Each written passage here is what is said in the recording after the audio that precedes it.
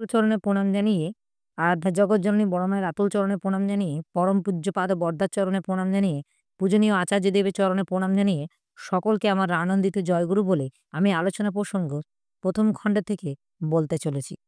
২২শে আশ্বিন ১৩৪৬ সাল সোমবার সন্ধ্যাবেলায় শ্রী শ্রী ঠাকুর বাঁধের চৌকিতে বসেছিলেন। অনেকেই কাছে ছিলেন।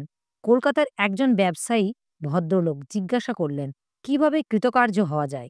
শ্রী শ্রী ঠাকুর, যাজন যজন ইষ্টভীতি মানুষ মাত্রেই প্রধান করণীয়। নিজে সাধনা করতে হবে, সঙ্গে সঙ্গে পারিপার্শ্বিকেও বোঝাতে হবে যে আর ইষ্টভরণের মধ্যে দিয়ে নিজের সর্বশক্তি ইষ্টে কেন্দ্রায়িত করে সত্তাকে অটুট করে তুলতে হবে। পারিপার্শ্বিক বাদ দিয়ে মানুষ চলতে পারে না, তাই পারিপার্শ্বিকের সেবায় মানুষের স্বার্থ নিহিত। প্রত্যেক ব্যাপারেই যাজন ও সেবা প্রয়োজনীয়। মনে করুন আপনার সাইকেলের দোকান আছেন, আপনি চিন্তা করতে লাগলেন কেমন করে আপনি প্রত্যেককে একখানি করে সাইকেল দিতে পারেন। হয়তো অনেক সুবিধা করে বাই ইনস্টলমেন্ট নিয়ে একটা গরিব মানুষকে আপনি সাইকেল জুগিয়ে দেবার ব্যবস্থা করলেন। সঙ্গে সঙ্গে তার কাছে যাজন করলেন।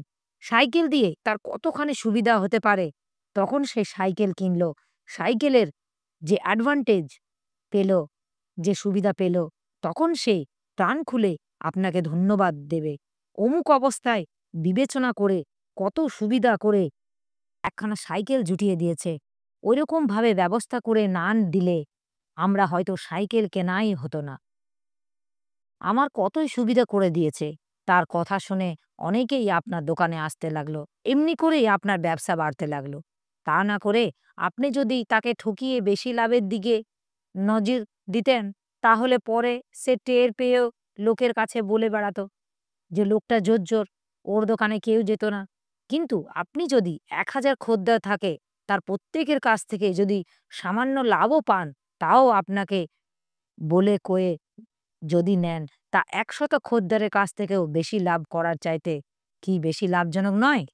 আর ব্যবসা কথাটা এসেছে বি অব যোগ সে সো ধাতু হতে, অর্থাৎ যা কিনা বিনাশ থেকে বিশেষ করে রক্ষা করবে। কিন্তু যাই করতে যাও, মূলে থাকা চাই গুরু ভক্তি।